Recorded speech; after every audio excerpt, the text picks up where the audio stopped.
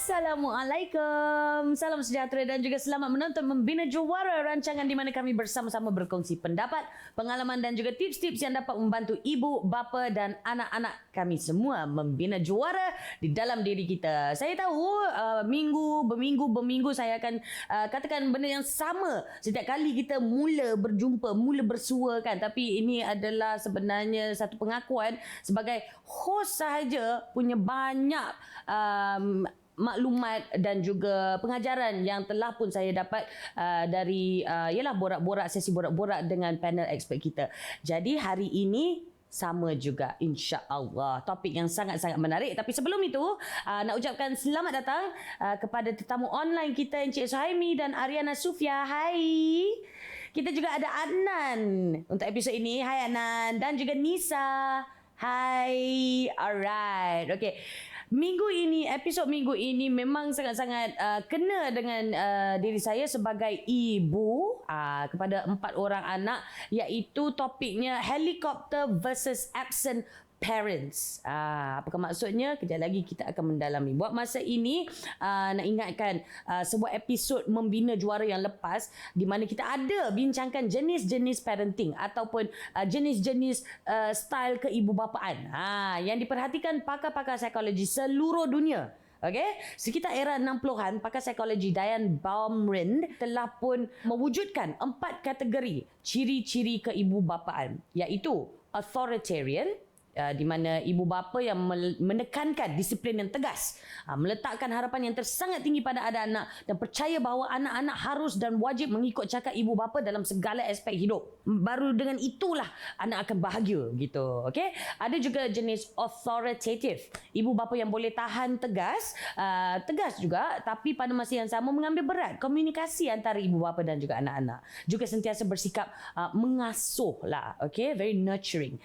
Permissive or indulgent parent pun jenis tu juga, di mana ibu bapa menganggap diri mereka kawan, rakan baik pada anak mereka. We're best friends. Jenis ni biasanya terlalu sibuk nak nampak cool di mata anak-anak, nak kononnya nak relevan di mata anak-anak mereka, sehingga kurang memberi tunjuk ajar dan mengambil indah tak indah bab-bab undang-undang, rules dalam rumah.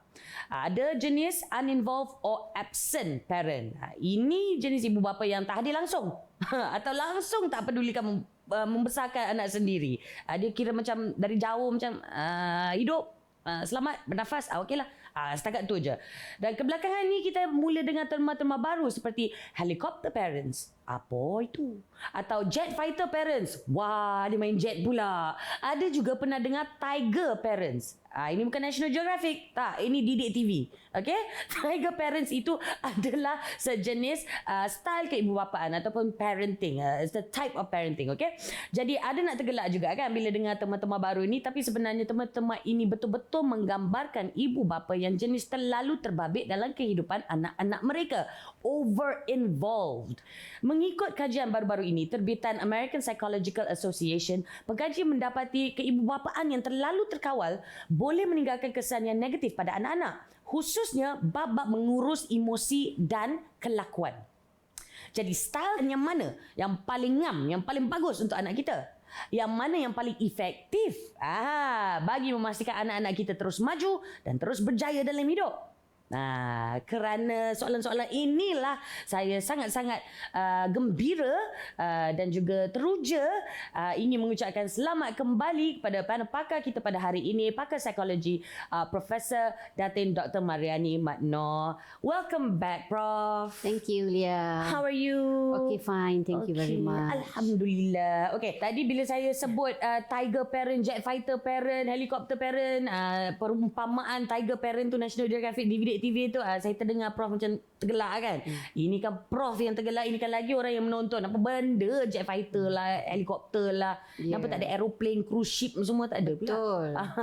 So apa sebenarnya, explain lah sikit apa sebenarnya tiger parent ni, jet fighter. Tiger parents ni adalah jenis keibubapaan yang betul-betul jaga anak dia sejak dilahirkan. Right. Beri kasih sayang segala-galanya. Tapi bila dah anak ni dah mula boleh berdikari, kawasan tu pula dijaga, teritorinya. Right. Sempadan tu kena jaga. Jangan ada orang lain yang datang untuk mengintai-intai untuk melihat. Maka orang kata di situlah dia akan menjadi penyelamat. Jadi dia maksudnya betul-betul dikawal, jaga rapi keselamatan, kesihatan berbagai-bagai. Okey. Sehinggalah anak ini boleh berjalan sedikit. Itu pun kawasan sempadan di mana mereka duduk itu dijaga juga. Ke mana mereka pergi mereka akan bawa. Right. Itu tiger parents. Sebenarnya elephant parent pun ada tapi kita fokus inilah ya. Okey, jet fighter parent. Jet fighter parent ni pula jenis keibubapaan yang mana anak itu dijaga betul. Kalau ada sesiapa yang datang mengatakan anak ni bermasalah, anak itu bermasalah, maka ibarat akan dibaling bom-bom. Maknanya akan berlakulah anak saya bukan begini, anak itu bukan begini. Nanti saya akan saman bla bla bla. Walaupun dia tak kira lah. Walaupun tanpa soal siasat yang sebenarnya mungkin anak itu ada kesalahannya. Tapi tetap tak bersalah. Tetap tak bersalah. Okey. Kalau kita lihat yang satu lagi helikopter parent. Kita cuba bandingkan helikopter dengan drone dengan aeroplane. Ada beza tu. Ada. Tadi saya dengar ada orang kata drone parent. Tak ada lagi. Tapi kalau nak ada boleh juga. Helikopter parent. Cuba kita tengok bagaimana pergerakan helikopter. Dia akan Dia boleh naik, kemudian dia boleh turun. Lepas tu dia boleh kadang-kadang ke kanan, boleh ke kiri. Jadi dia akan melihat dari atas, hovering dari atas. Jadi maksudnya di sini segala sudut dia akan pergi. Bermakna di sini segala apa isu sekalipun dia akan kawal anak itu. Sama ada mana nak keluar-keluar, nak pergi mana, kawan dengan siapa, exam bila, dah baca buku belum. 24 hour surveillance lah kira. 24 hour surveillance. Sebab itu kita kata kalau kita tengok helikopter pun tiba-tiba kat kiri, tiba-tiba dah ada kat kanan. Kalau kita kata aeroplane tu dia terus jadi tak boleh patah balik kan. Jadi inilah ibaratnya dikatakan helicopter parenting. Orang kata too involved. Like legit macam bila saya dengar ni macam mana diorang cari masa nak betul-betul awasi segala aspek ni 24 hour surveillance ni. Sangat berbeza dengan cara saya membesar. Sangat berbeza dengan cara anak rakan-rakan sebaya saya membesar. Tak tahulah pula kalau Prof kan. Tak ada pula saya ingat ibu bapa saya surveillance macam tu sekali ataupun territorial macam tiger parent pun tak juga. Jet fighter pun kalau saya zaman dulu saya buat salah, saya yang kena dulu. Kan? So adakah ini bermaksud kira macam culture ataupun generasi yang telah pun mengalami perubahan waktu ni memainkan peranan dalam style parenting ni? Kita tadi Lia soalkan adakah generasi ataupun persekitaran culture lah. Culture. Dia sebenarnya tidak juga pada generasi sebab gaya didikan ibu bapa pada saya berbeza dengan bagaimana saya didik anak-anak saya juga. Betul. Begitu juga bagaimana anak-anak saya didik anak dia. Betul. Jadi di sini kita kata tidak semestinya generasi. Tetapi ada juga dikatakan bahawa parenting ini berlaku bergantung pada persekitaran. Kalau kita kata tentang helikopter parenting di luar sana, pastinya mereka yang memang dalam golongan tu mereka akan kata memanglah sekarang ni semua mana-mana boleh percaya. Betul. Jadi persekitaran yang banyak mengundang kepada perkara-perkara yang tidak mahu berlaku itu berlaku, itu yang menyebabkan mereka terlalu protect. Overprotective. Sehingga ke mana saja, ke nak pergi mana, pukul berapa balik, aktiviti apa sekalipun mesti bagi tahu mama dekat WhatsApp. Jadi di sini maksudnya ialah dia bukan semestinya mengikut generasi dan dia banyak juga bergantung pada persekitaran. Kadang-kadang helikopter parent ni kebanyakannya adalah bagi mereka yang menjadi suri rumah tangga. Tidak bekerja kerana mereka ada sepanjang masa di rumah. Kalau kita orang yang bekerja, mungkin kita tak ada masa. Tetapi ada juga mereka yang bekerja iaitu mengamalkan helikopter parenting dengan adanya CCTV sana, tanya orang itu, tanya orang ini. Jadi tidaklah semestinya kalau dalam kajian yang dibuat tu tidaklah semestinya mereka yang bekerja dan juga tidak berkerjaya, tetapi kalau yang dahulunya mereka yang tidak berkerjaya ni dan terlalu overprotective melihat kepada persekitaran yang agak membimbangkan dan menakutkan zaman ni, itu yang berlakunya orang kata overprotective ataupun yang kita gunakan perkataan helicopter parenting tu. Okey. Bila Prof tengah duk terangkan segala jenis parenting, saya tak tahulah, mungkin kerana saya seorang ibu, tapi apa yang saya dengar, apa yang saya dapat adalah ini adalah ialah suri rumah, helikopter tanya mak bagi tahu dekat mana. Macam mana pula dengan bapa? Walaupun kita ikut peredaran masa sekarang ni dah ada macam-macam style keibubapaannya. Bapa ada ke yang tergolong di antara tiger parenting ataupun jet fighter parenting? Jet fighter maybe lah. Helicopter parenting maybe? Ya, memang ada. Di sini kalau kita lihat, untuk mendidik, mengasuh, membimbing anak-anak ni memerlukan ibu dan ayah. Ya. Kadang-kadang ayah ni menjadi seorang yang mendisiplinkan, garang, ya. Kemudian ibu menenangkan ataupun di sebaliknya. Jadi antara ibu dan ayah ini kadang-kadang peranan mereka berbeza. Kalau katakanlah ibu ni helicopter parentingnya begitu tebal. Tetapi mungkin ayahnya tidak. Okey. Dan sebab itu kadang-kadang apa yang berlaku ialah anak ini suka merujuk kepada orang sama ada ibu atau ayah yang dia rasa dia boleh luahkan perasaan. Ya, kerana kalau kita perlu tahu bahawa bila ayah tu atau ibu itu bertindak sebagai helikopter itu sendiri, dia rasa rimas. Terutama remaja. Kerana remaja kita bincang dulu dia mahukan apa? Freedom. Kebebasan. Ya, kebebasan. Ayah ni tadi boleh memainkan peranan sama ada sebagai tiger parent ataupun helikopter ataupun jet fighter ataupun dia mungkin uninvolved langsung. Jadi sebaik-baiknya untuk mendidik anak terutama dalam kalangan remaja ini adalah masing-masing main peranan yang berbeza. Supaya menguatkan lagi. Dia jadi satu yang menambah baikkan seorang lagi. Balance tu penting. Okey, kalau Prof tengoklah macam data yang Lia dapatkan tadi, yang Lia sebut tadi, kebanyakannya adalah berdasarkan Amerika Syarikat ataupun negara-negara luar. Kalau di Malaysia yang Prof sendiri pernah nampak in your many years of experience, parenting style yang paling biasa Prof nampak yang mana, yang jenis macam mana? Dia kalau parenting style yang saya nampak ialah tengok peringkat umur kanak-kanak tu. Okey. Kalau peringkat umur dia daripada tadika sampailah kepada sekolah rendah, kita tengok dia punya gaya parenting tu lebih kepada dikatakan otoritatif sedikit. Otoritatif maknanya dia ada orang kata batas-batas. Buat itu, buat ini, tetapi dalam masa yang sama dengar juga pendapat anak. Mengasuh juga. Nurturing juga. Ya, nurturing juga. Tapi kadang-kadang bila anak-anak ni membesar, apa yang saya lalui dalam kajian bersama pelajar-pelajar saya kadang-kadang, mereka yang masuk dalam umur remaja, segelintir ibu bapa ini mengamalkan yang otoritarian. Iaitu tegas yang tegas semata-mata, tak ada langsung peluang untuk anak ini bagi pendapat. Ini yang termasuk yang dikatakan dalam helicopter parenting. Okey. Tapi mereka ada sebab melakukannya. Kenapa? Kerana keadaan persekitaran yang agak membimbangkan dan itu amat menakutkan mereka. Jadi apa yang mereka buat ialah mereka perlu kawal anak mereka. Mana anak pergi mesti ikut. Mana anak pergi bukanlah ikut ya, maknanya mana anak pergi mesti bagi tahu. Pengawasan 24 jam. Pengawasan itu memang 24 jam. Nak kata sebagai ketua pengawas tak boleh, pengawas pun tak boleh. Tetapi di sini yang dikatakan okey, buat itu, buat ini dan sebagainya. Akhirnya bila anak itu dah masuk umur 21 tahun ke atas, berbaliklah semula kepada apa yang dikatakan sebagai otoritatif itu semula. Ya? Tetapi di kawasan-kawasan tertentu, terutama di kawasan yang mana ibu bapa kadang-kadang sibuk bekerja dan sebagainya, anak bersama dengan mungkin keluarga yang lain atau dengan pembantu, berlaku gaya keibubapaan yang lebih kepada permisif. Iaitu buatlah. Buatlah tak apa. Buatlah. Duit ada. Kalau tak ada bagi tahu. Jadi itu pun jauh sikit remote control parent sikit lah. Betul, remote control punya parent lah ya. Dan apa yang membimbangkan ialah ada ketikanya kadang-kadang kita takut nanti sebab kita dalam Malaysia ni pun kita tahu bahawa ada ibu tunggal, ada bapa tunggal.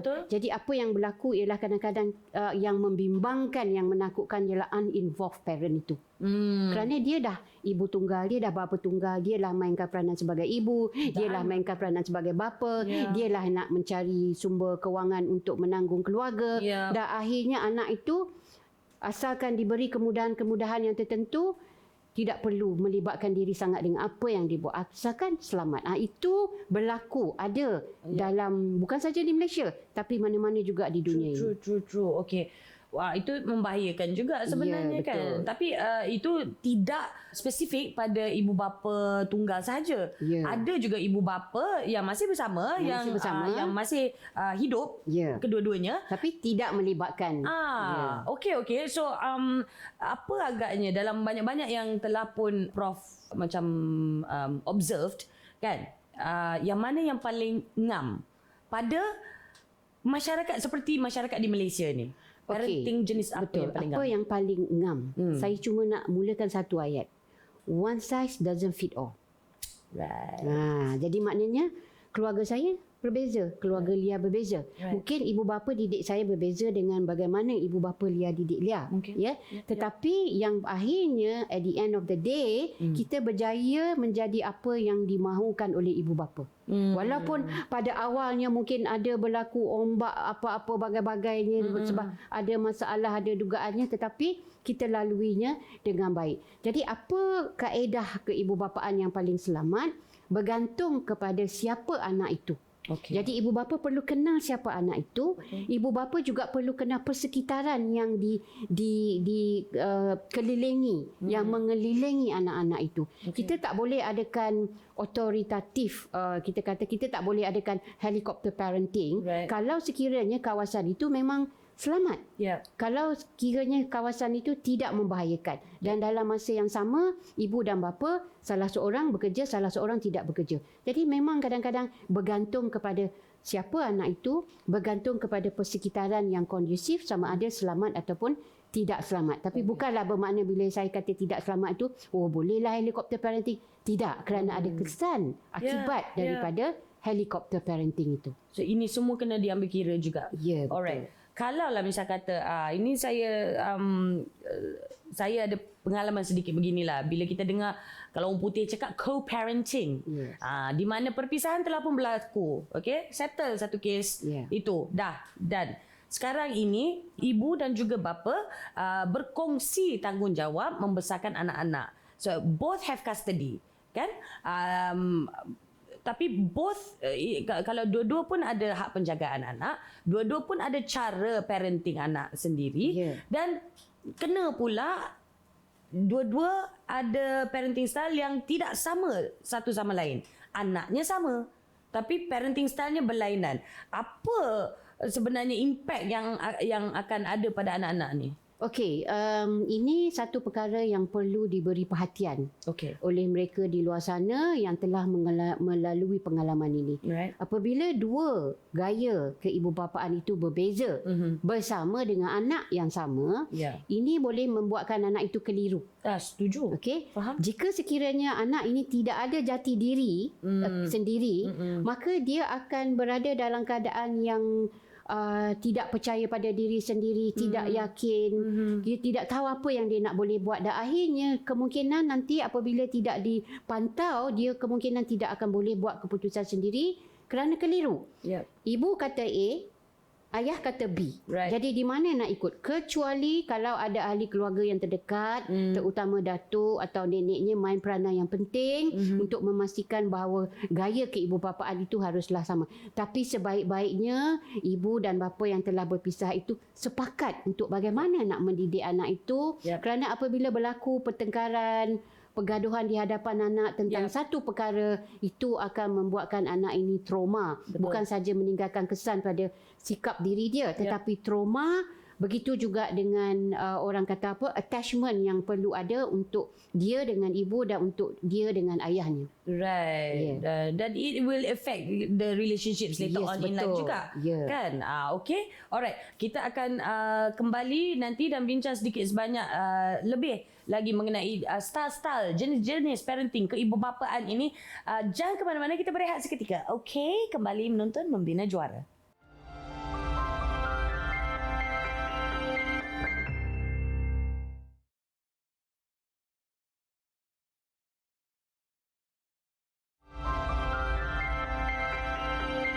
Terima kasih kerana terus menonton Membina Juara bersama saya Sharifah Alia dan Profesor Mariani kita membincangkan helikopter versus absent parents. Bila kita sebut helikopter dan absent parents, kita dah tahu bahawa mereka adalah two extremes ya. Satu ekstrim helikopter, satu ekstrim tak kisah langsung yang betul. Absent parents. Tapi macam mana boleh kita sampai ke tahap ini, sampai terlalu overprotective, over involved, terlalu tak peduli langsung? Okey, kita lihat helicopter parents dan juga absent parents. Ni ada dua ekosistem yang berbeza ni. Ya. Maksudnya sekarang ni kita boleh lihat kepada elemen kesibukan masing-masing. Ya, dalam kesibukan masing-masing pastinya ada di antara mereka yang mempunyai high expectation pada anak-anak. Right. Tetapi dalam masa yang sama kontrol ada tak ada tu bergantung pada keadaan. Jadi dengan tiga elemen ni, kesibukan dengan kerja, high expectationnya, kemudian kawalannya. Jadi kalau kita lihat di sini mereka yang tergolong dalam absent parent, maknanya orang kata extreme to one end. Ya, yang agak lebih negatif di sini sibuk kesibukan mereka, okey. Dalam masa yang sama mereka tidak ada kawalan dan juga bila dah tidak ada kawalan, yang penting ialah mereka tidak ada expectation itu sendiri. Kerana apa? Kerana masing-masing asyik mengatakan itu tugas isteri, ini tugas suami. Ini tugas awak. Tugas saya cari duit. Jadi bila ada tolak ansur tanggungjawab bersama ini, pastinya yang menjadi mangsa itu anak-anak. Saya tahu buat ini saja. Sedangkan yang menghairankan saya kadang-kadang ialah apabila sebelum berkahwin itu macam-macam janji, macam-macam janji. Hidup semati benda segala bagai. Tapi kenapa berlaku begini? Lagi sekali ialah kerana persekitaran yang telah berubah. Jadi itu yang saya sebut sebagai ekosistem. Bagaimanapun yang satu lagi helikopter parent ini yang kebanyakannya berlaku pada ibu yang memang orang kata tidak ada busy life ni hanya di rumah. Jadi expectationnya tinggi, kawalannya juga tinggi, sehingga segala-galanya perlu disoal siasat. Bila kita cakap expectation tinggi tu maksudnya expectation tinggi tu maksudnya dalam akademik dia nak berapa, pastikan lulus semua exam, pastikan semua dapat A. Kemudian satu hari mak nak kamu jadi doktor, satu hari mak nak kamu jadi pengacara, satu hari mak nak kamu jadi pelakon, ataupun satu hari mak nak jadi kamu cameraman yang berjaya. Jadi di sini itu yang saya katakan expectation. Kalau yang low expectation, low control, sibuk dengan kerjaya masing-masing, ini yang kita kata absent parent. Tak ada kawalan, tak ada orang kata jangkaan ataupun demand. Nak jadi apa esok? Jadi cikgu. Okeylah, tak apa. Nak jadi apa? Nak jadi betul punya tak kisah lah. Nak jadi doktor. Tak kisah, tak apa. Nak jadi doktor haiwan boleh? Apa-apa. Ini yang dikatakan tidak ada jangkaan langsung, tidak ada demand langsung. No high expectation dan dalam masa yang sama couldn't care less. Itu bukan tugas saya, itu tugas awak isteri. Jadi bila dah berlaku orang kata keegoan yang begitu tinggi bagi kedua-dua ibu dan bapa, ini yang berlaku high end absent parent. The other end, ini tanggungjawab saya sebagai isteri, saya kena kawal anak. Jadi ini yang berlaku sekarang ini dalam dua ekosistem yang sangat berbeza. So it falls back on the parents juga lah sebenarnya. So apa outcome biasanya kalau Prof tengok hasil daripada parenting style helikopter lah dulu. Kita mulakan dengan helikopter. Selepas menjalankan hidup dengan style parenting helikopter ini, apa sebenarnya yang outcome yang Prof nampak? Kalau pada parents tu lama-lama dia akan stres. Faham? Sebab di rumah banyak lagi tugas-tugas lain selain daripada memasak, mengemas dan sebagainya. Dalam masa yang sama nak tengok anak dan dalam masa yang sama nak jadi orang kata investigator, nak siasat sana, nak siasat sini. Dan akhirnya masing-masing keletihan. Keletihan dan akhirnya tak ada sokongan moral daripada siapa-siapa. Kalau tak ada, maka akan berlakulah burn out kat situ. Stres, burn out. Dan lagi stres, lagi burn out. Lagilah helikopter parenting tu lagi laju dia punya kontrol. Dia jadi paranoia pula. Dia dah sampai ke tahap. Ya, betul. Kalau anak bagi helikopter parenting, dia akan sentiasa bimbang. Dia akan sentiasa takut, dia tak yakin diri, tidak ada sikap kebergantungan dan akhirnya anak itu akan melalui anxiety. Saya pernah ada satu kes di mana anak ini mempunyai apa yang dikatakan chronic anxiety disorder. Allah, siannya. Kerana apa? Kerana ibu yang dikatakan mengamalkan helikopter parenting tapi dia tak menyedarinya. Yang penting dia tahu anak itu selamat. Kalau yang absent parent ni anak ini tadi akan menjadi orang yang dia ada dua. Kalau anak ini remaja ni jati dirinya bagus, mengikut contoh teladan yang baik-baik, dia akan boleh terus berjaya. Tetapi mereka yang dikatakan tidak ada sesiapa nak dirujuk, kebimbangan kita ialah kita takut dia terjebak dengan gejala-gejala negatif aktiviti sosial yang lebih negatif. Tapi dalam masa yang sama kalau kita lihat di sini yang membimbangkan nanti adalah kita takut nanti anak hasil daripada absent parent ini akan terjebak dengan perkara-perkara seperti penderaan seksual, penderaan fizikal. Kalau bagi pihak ibu itu sebab sikapnya yang tak kira apa-apa, tak ambil kisah. Kalau pada dia itu tak ada masalah. Kalau pada dia masalah kerana mereka dah tanam dalam diri dia, it's not my job. It's your job. Jadi di sini maksudnya pada saya berlaku orang kata ketidaksefahaman antara peranan dia sebagai isteri dan ibu, peranan dia sebagai suami dan juga ayah. Di sini tidak ada persefahaman yang sepatutnya dibuat dalam aspek keluarga yang sebenar. Dan kanak-kanak itu ataupun remaja itu akan membesar dan mencari fitrah manusia. Kita perlukan bimbingan, kita perlukan didikan, kita perlukan juga attention, perhatian. So kalau tak dapat daripada sumber yang utama, sepatutnya saluran lain yang akan dituju. Kita akan cari cara lain. Itu yang menjadikan bahaya. Okey. Kalau lah misal kata saya ni seorang ibu bapa yang baru ataupun yang baru nak ambil kisah cara parenting. You know how some people are very subconscious when they do this. Kan kita ikut follow the flow. Tapi sekarang ni I want to consciously be a better parent. Macam mana kalau kita nak tahu, nak kenal pasti style parenting kita sekarang ini? Sama ada helikopter ke ataupun yang lebih kepada absent parents? Okey, begini, kita orang kata ibu bapa di luar sana jangan bimbang helikopter ke apa tadi, jet fighter ke, apa lagi satu tadi, tiger ke atau apa ke, itu bergantung pada keadaan. Tidak semestinya ibu bapa di luar sana berakhir dengan begitu. Cuma nak kenal pasti bagaimana gaya keibubapaan kita. Kita lihat dua perkara. Satu adalah apa expectation kita pada anak-anak. Dalam bidang akademik, dalam aspek sasdah diri, dia nak anak itu jadi orang yang soleh. Dia mau anak itu jadi anak yang hormat orang tua. Itu masuk expectation. Tanya diri sendiri, ada atau tidak expectation itu. Yang kedua, dengan expectation itu bagaimana kawalannya. Kalau kawalannya itu terlalu tinggi atau terlalu rendah atau terlalu strict, ini yang menyebabkan kita kata kita lebih kepada helikopter itu. Kalau dikatakan kawalan itu moderate, maksudnya beri ketegasan tapi dalam masa yang sama tanya anak. Res, macam mana ni Res? Macam mana pendapat? Nak kata nak masuk training tempat nak jadi apa? Cadet ke? Cadet ke? Dia kata boleh juga. Tapi 2 tahun lagi lah. Jadi dia bagi peluang maknanya. Maksudnya di sini lihat pada satu yang saya boleh ulang lagi adalah satu ialah expectation itu ada atau tidak untuk anak-anak. Yang kedua, bagaimana kawalan untuk anak ini. Bagaimana dia mengawal anak itu. Jadi daripada situ dia boleh tahu. Faham. And expectation kita, adakah penting kita tahu tahap mana expectation kita juga? Macam kalau terlebih expect.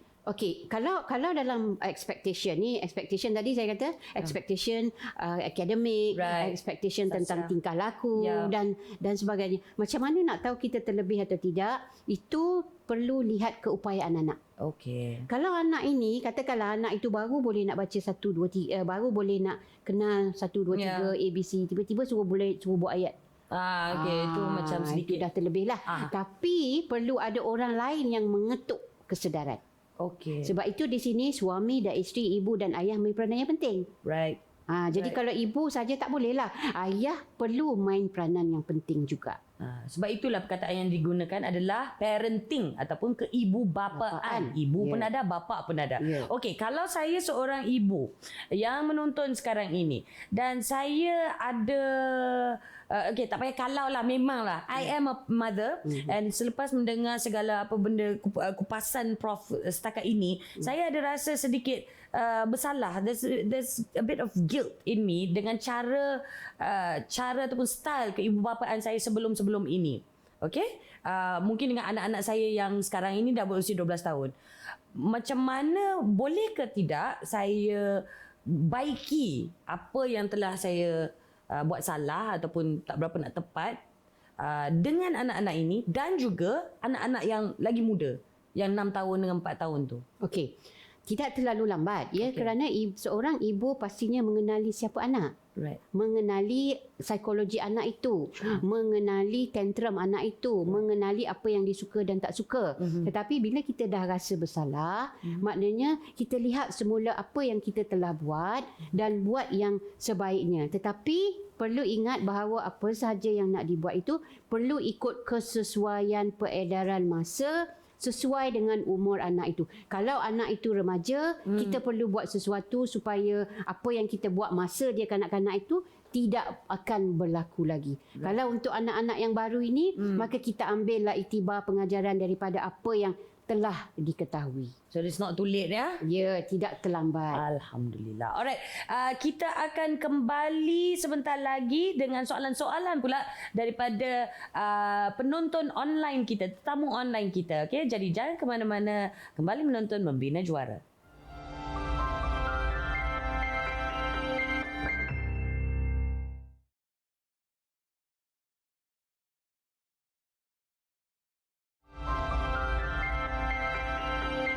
Selamat kembali menonton Membina Juara bersama saya Sharifah Alea dan juga Profesor Mariani. Kita membincangkan helikopter versus absent parents. Banyak dah ya sesi pembukaan mata saya sepanjang episod ini. Tapi sekarang kita akan ke tetamu online kita yang pertama, Nisa. Silakan dengan soalan anda.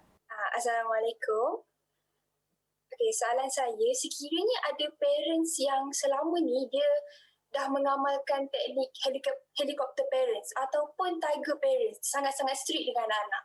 Tapi sekarang ni, bila sebab dia amalkan teknik tu, anak-anak ni dah memberontak. Lepas tu barulah parents ni sedar, oh okey, cara saya salah. Jadi, pada pendapat Prof, apakah langkah yang patut parents ni tadi lakukan? Bagi remaja yang dah memberontak, tidak mudah untuk parents ini untuk duduk, terangkan, jangan buat begitu, jangan buat begini. Yep. Itu sebab orang dikatakan pepatah kita, nak lentur buluh, lenturlah dari rebung. Jadi apa yang kita perlu buat ialah perlu menggunakan orang ketiga. Orang ketiga ini adalah orang yang dipercayai dalam keluarga. Right. Bukan orang ketiga yang lain maksudnya. Yep. Maksudnya sama ada datuknya, neneknya, ibu saudaranya atau bapa saudaranya yang anak remaja ini lebih rapat. Okey. Lepas itu ibu dan ayah ni ataupun lebih kepada ibu lah selalunya ya, perlu bina semula hubungan itu. Dan untuk bina semula hubungan itu bukan ambil masa seminggu, bukan ambil masa 2 minggu, tetapi ambil masa yang lama. Kerana berbelas-belas tahun anak itu telah dibimbing di bawah orang kata helikopter parenting, tiger parenting ataupun jet fighter parenting. Jadi seperti yang saya sebut tadi, dia tidak akan dengar lagi kata-kata kita. Tetapi yang paling penting adalah kita masuk dalam diri dia sedikit demi sedikit, selami jiwa dia.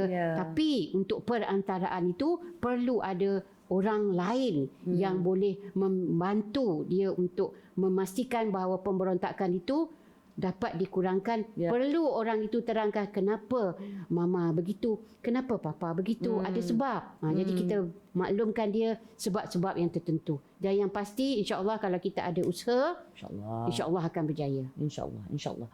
Okey, kita ada Adnan. Adnan pun ada soalan, silakan. Okay, thank you Prof. Jadi soalan saya ialah bagaimana untuk memberitahu helicopter parents untuk tidak menjadi helicopter parents. sebab remaja boleh menjadi rimas bila helicopter parents menjadi.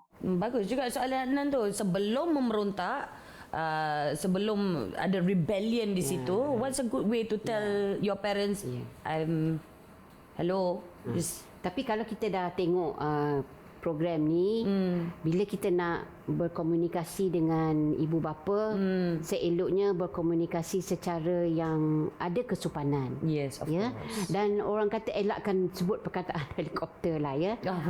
Mak ayah jangan jadi helikopter lah. Okey, jenuh juga nak kena jenuh explain satu benda Nanti helikopter. kalau mak ayah faham, mak ayah akan kata aku dulu makan garam. Ya, Ya. betul juga. Jadi apa yang remaja di luar sana boleh buat adalah duduk bercakap berterus terang, kerana di sini komunikasi yang berkesan sangat penting dalam hubungan antara ibu bapa dan juga remaja, kerana remaja mahukan kebebasan. Jadi kita berikan kebebasan dia untuk bersuara. Dalam masa yang sama kita beri pendapat-pendapat. Suara-suara yang penting tu, maksudnya suara, ketinggian intonasi itu perlu dijaga juga. Itu sangat penting. Of course. Yeah, I mean like macam mana sekalipun kita harus ingat, khususnya yang sedang menonton ini, ibu, bapa maupun anak-anak dan remaja adalah kita ni orang Asia. So cara setiap perkara yang kita lakukan ada adab, ada tata susila. So it is not impossible. Komunikasi itu sangat penting. Tapi kalau nak berkomunikasi dengan ibu bapa, ini kan lagi yang very the helicopter, pelan-pelan kayu ikut flow dia. Alright, kita akan berehat seketika, jangan ke mana-mana, kembali bersama Membina Juara.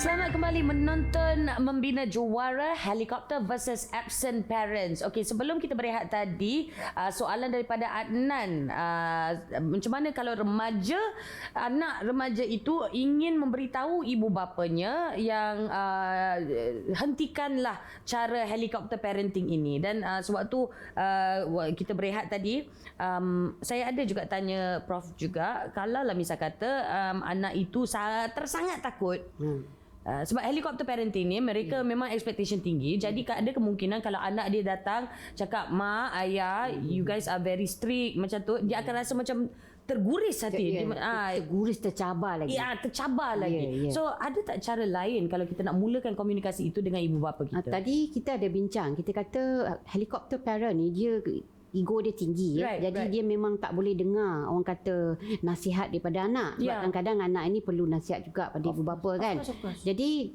kita ada bincang tadi, kita perlu cakap dengan lebih sopan. Tetapi kalau dilihat tidak ada kesan, maka yang paling penting adalah pastinya dalam keluarga ada sambutan hari jadi, ada sambutan hari ibu, hari bapa. Saya masih ingat lagi waktu anak saya kecil, dia telah menuliskan selamat hari jadi mama, mama lah yang terbaik, tapi kadang-kadang garang, dan ditulisnya di atas sekeping kad hari jadi. She's so clever. Jadi pastinya, maksudnya kalau anak-anak di luar sana yang parentnya dalam golongan helicopter parenting, itu salah satu cara yang terbaik. Maksudnya selamat hari jadi mama, semoga Allah panjangkan umur. Jadi kita tambahlah sikit rempah ratusnya. Jadi ibu bila tengok pun boleh reflect pada diri, tapi dalam masa yang sama dia bukan daripada verbal sound anak itu. Jadi dia tidak mencabar sangat. Kadang-kadang ibu bapa ni dia kadang-kadang tercabar kalau anak nasihat tu, janganlah jadi itu, janganlah jadi ini. Pandai pula nasihat. Jadi tak mau. Jadi cara gaya itu lebih halus. Tetapi bermakna sangat. Jadi lakukan perkara yang sama untuk apa sahaja orang kata celebration ataupun yang dibuat, sama ada hari jadi, hari ibu, hari bapa, ataupun hari jadi anak itu sendiri. Selamat hari jadi Adi, terima kasih kerana lahirkan Adnan. Cara ini boleh digunakan untuk yang absent parents juga tak rasa? Boleh digunakan untuk absent parents, sangat bermakna. Alright. So dalam tu, I wish you could spend time with me more. Kalau boleh hari ini kita lebihlah sikit masa dengan anak daripada handphone tu. Kalau anak yang lebih bijak tu, kita tahu bahawa kadang-kadang dia membelikan sesuatu untuk ibunya. Right. Kan? Jadi itu lebih orang kata menyentuh lagi hati The ibu. sentimental The sentimental factor. gitu. Okay, Ya. alright. Okay, di talian sekarang ini kita ada seorang bapa. Adakah anda bapa helikopter? Terima kasih Prof. Soalan saya, apakah dilema remaja di rumah makin buruk jika ibu bapa helikopter atau sekadar sibuk bekerja? Maknanya anak-anak 100% berdikari dan mandiri. Okey, kalau kita lihat soalan Cik Suhaimi ni, kita lihat kalau dilema itu bertambah buruk jika sekiranya tidak ada orang lain bersama dengan anak itu di rumah. Okay. Yang boleh menenangkan keadaan, yang boleh membantu, yang boleh mengawal selia, yang boleh mendidik. Tapi lazimnya zaman sekarang ni kita tahulah pembantu rumah kan. Tapi pembantu rumah tu kadang-kadang dia buat tugasan dia sendiri. Yep, right. Jadi soalan Cik Suhaimi tadi, ya, kalau dikatakan dilema remaja di rumah itu boleh makin menjadi semakin buruk jika sekiranya gaya cara ibu bapa helikopter ini tidak bertukar daripada anak ini peringkat umur kanak-kanak sehinggalah transisi masuk ke alam remaja. Right. Tapi jika sekiranya berlaku hanya waktu kanak-kanak tetapi bertukar gaya keibubapaan waktu remaja, itu tidak mendatangkan masalah. Okay. Jadi harapannya kita dalam program ini pastikan bahawa kalau nak adakan juga helikopter parent itu hanya boleh dilakukan waktu kecil. Tapi apabila waktu besar, mereka dah boleh memberi buah fikiran mereka. Right. Kita tidak boleh lagi mengamalkan helikopter parent itu kerana kesannya nanti terhadap anak-anak itu seperti apa yang kita telah bincang sebelum ini tadi. Right. Too much stress Ya, dan possibility of rebellion. Ya, betul. Okay. Alright. Ariana pula, silakan dengan soalan anda. Hai, soalan saya ialah mencari kebahagiaan lebih penting atau mencari nikmat keluarga bahagia yang wajar ibu bapa helikopter atau sibuk bekerja? Wajarkah anak-anak kelak dewasa mempertikaikan mereka?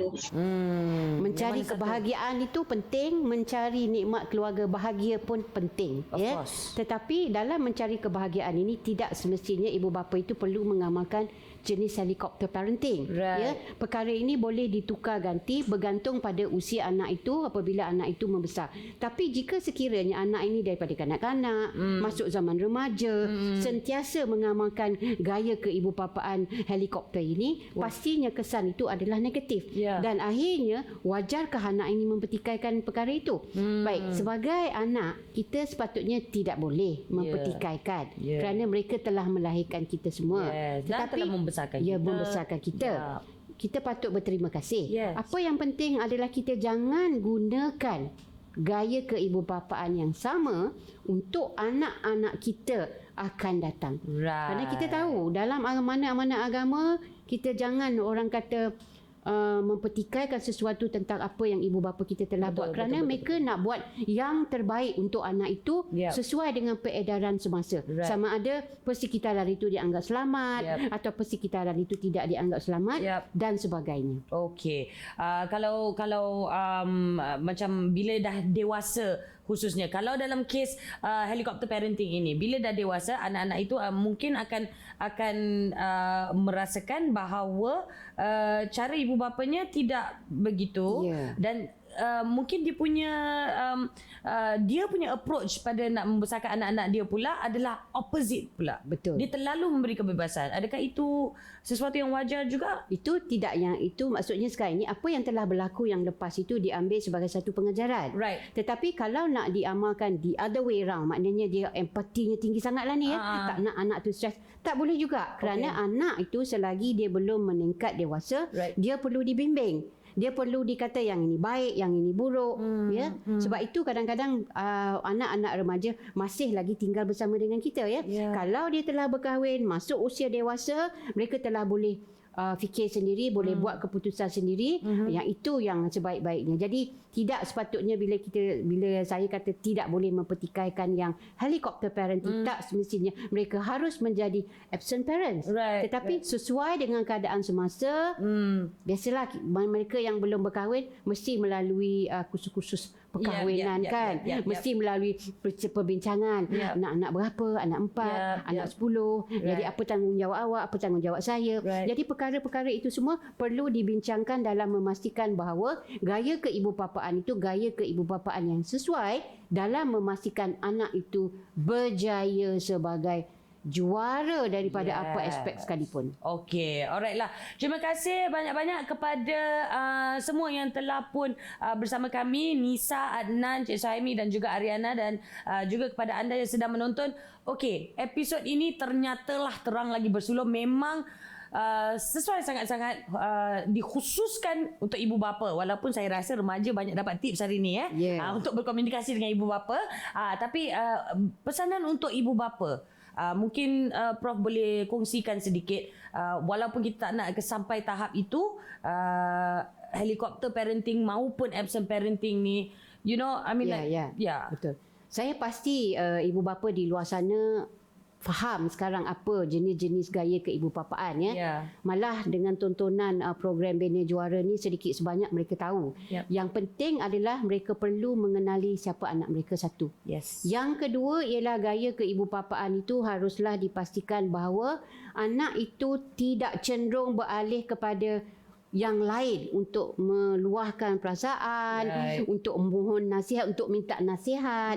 Jadi untuk berbuat demikian, maknanya elakkanlah segala helikopter, jet fighter dan bagai-bagai itu, supaya anak ini bersama dengan kita sehinggalah dia telah berjaya berdikari untuk ke alam yang lain daripada orang kata dalam jagaan ibu bapa itu sendiri. Jadi di sini sekarang ini satu lagi adalah pesanan saya ialah ibu dan bapa harus sama-sama berbincang apa gaya yang perlu diadakan untuk anak yang pertama, anak yang kedua, anak yang ketiga. Jangan nanti ibu kata A, ayah kata B. Jadi ini akan menyebabkan anak itu keliru, yang mana apa yang kita nak buat pada anak itu, apa didikan pada anak itu nanti akan jadi orang kata tidak tentu hala. Tidak berstruktur langsung dan akhirnya nanti apa yang kita nak bina dalam diri anak itu tidak wujud. Okey, dan maksudnya komunikasi itu berkesan, harus sentiasa lah, harus selalu. Before you have your first child, before you have your second child, while you're raising your third child, communication tu haruslah sentiasa ada di antara ibu, bapa dan juga anak-anak, supaya kita boleh menghindar daripada helikopter maupun absent. Okay, the two extremes. Terima kasih sekali lagi diucapkan kepada Profesor Mariani dan juga kepada anda yang sudi menonton. Diharap episod ini sedikit sebanyak membantu diri anda dan juga anak-anak anda membina juara dalam diri anda. Kita jumpa di episod yang akan datang, insya-Allah. Saya Sharifah Alea. Assalamualaikum. Bye.